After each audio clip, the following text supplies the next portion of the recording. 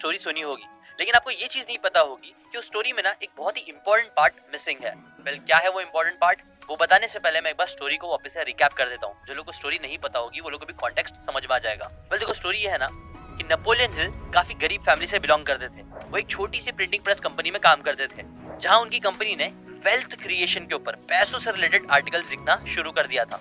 Well, इसी process के दौरान नेपोलियन हिल को एक बहुत ही बड़ी अपॉर्चुनिटी मिली थी एंड्रयू कार्नेगी से मिलने की, उनका इंटरव्यू लेने की। बिकॉज एंड्रयू कार्नेगी तब के टाइम के एक बिलियनर थे, बहुत अमीर इंसान थे।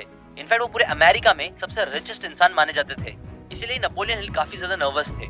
बट जैसे जैसे इंटरव्यू होने लग गया ना, एंड्रयू कार्नेगी को नेपोलियन हिल पसंद आने लग गए। इसीलिए 3 घंटे का इंटरव्यू देने के बजाय उनके साथ 3 दिन स्पेंड किया। क्यों? वेल, उसके पीछे एक रीजन था।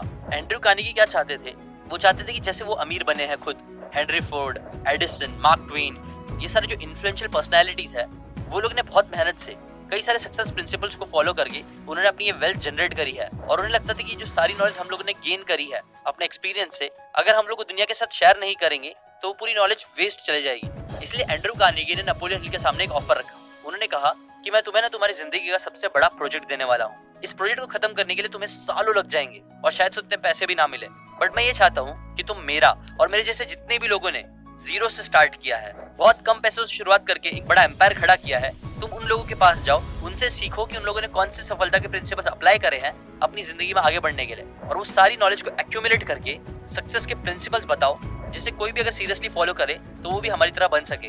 नई क्वेश्चन पूछने के बाद एंड्रयू कार्नेगी ने टाइमर स्टार्ट कर दिया था, 60 सेकंड का टाइमर, जिसके अंदर वो आंसर चाहते थे। न ये चीज नेपोलियन हिल को नहीं पता थी, बट स्टिल उन्होंने 20-25 सेकंड में ही आंसर दे दिया कि यस आई विल।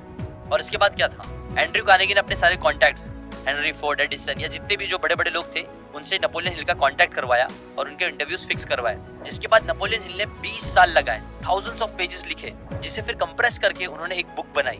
कौन सी थी वो बुक? वेल, यही आता है वो इंटरेस्टिंग पार्ट जो ज्यादातर लोग नहीं जानते हैं, जो मुझे भी नहीं पता था। मुझे लगता था ये जो बुक बनाई थी नेपोलियन हिल ने, वो थी think and grow rich, but ये सच नहीं है। सच तो ये है कि जो बुक उन्होंने पहले बनाई थी, सबसे पहले, वो थी द लॉ ऑफ सक्सेस, यानी सफलता के नियम किताब, जिसका एक छोटा वर्जन उन्होंने बाद में बनाया था थिंक एंड ग्रो रिच, जो पूरी दुनिया में आज तक भी टॉप 10 सेल्फ हेल्प बुक्स में आती है। इनफैक्ट इंटरेस्टिंग चीज ये भी बोली गई है कि एंड्रयू कार्नेगी ने अपने लाइफ टाइम में 50 सक्सेसफुल मिलियनर्स बनाए थे, बट नेपोलियन हिल की इस बुक ने लॉ ऑफ सक्सेस के द्वारा थाउजेंड्स ऑफ मिलियनर्स प्रोड्यूस कर दिए गए हैं। लॉ ऑफ सक्सेस की बुक के कुछ प्रिंसिपल शेयर करने वाला हूँ जो think and grow rich book में इतने अच्छे से बताए नहीं गए हैं। ठीक है,